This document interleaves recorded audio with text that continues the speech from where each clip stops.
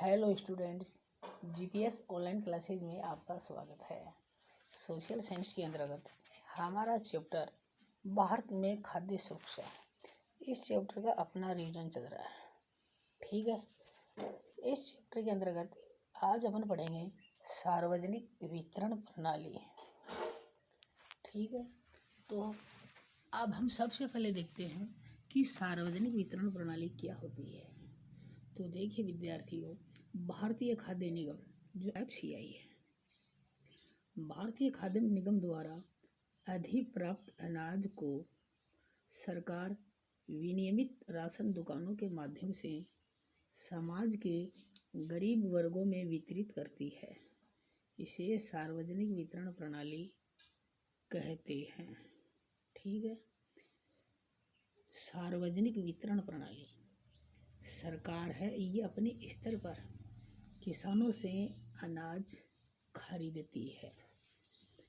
किसानों से कौन सा अनाज? किसानों से वो अधिशेष अनाज जो अपनी आवश्यकता की पूर्ति करने के बाद जो उनके पास में शेष रहता है, अर्थात अधिक मात्रा में होता है, उस अनाज को सरकार एक निश्चित मूल्य पर अर्थात समर्थित मूल्य पर खरीदती है। फिर उस अनाज को एफसीआई गोदामों में स्टॉक कर लेती है।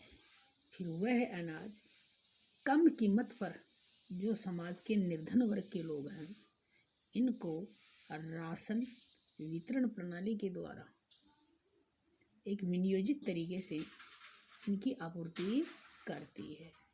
तो इसे सार्वजनिक वितरण प्रणाली कहते हैं। उदाहरण के लिए सरकार मान लीजिए किसानों से 16 रुपये प्रति किलो की दर से गेहूँ क्रय करती है, फिर वो गरीबों को 2 रुपये या 1 रुपये प्रति किलो की दर से उसको बेचती है। तो यह सार्वजनिक वितरण प्रणाली की शुरुआत इसलिए की थी कि कोई भी जो समाज का गरीब तबका है, उन तक भोजन की उपलब्धता सुनिश्चित हो सके, जो हमने पिछले वीडियो लेसन में पढ़ा था।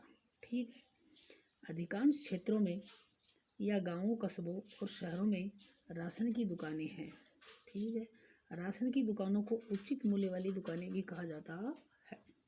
राशन कार्ड रखने वाला कोई भी परिवार प्रति माह एक निश्चित कीमत पर गेहूं, चावल या चीनी प्राप्त करता है।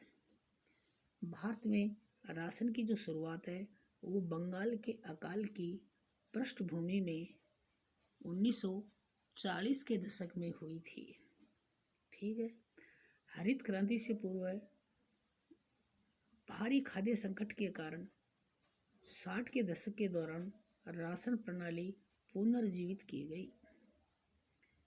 गरीबी के उच्च स्तरों को ध्यान में रखते हुए 70 के दशक के मध्य NSSO की रिपोर्ट के अनुसार खाद्य संबंधी कार्यक्रम प्रारंभ किया गया।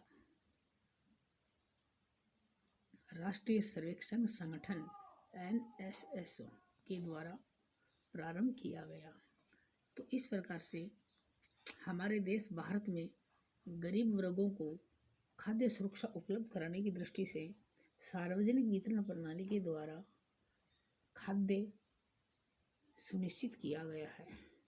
तो ये होती है सार्वजनिक वितरण प्रणाली। ठीक है विद्यार्थियों, आज की वीडियो लेसन में इतना ही। नेक्स्ट अगले वीडियो में थैंक यू।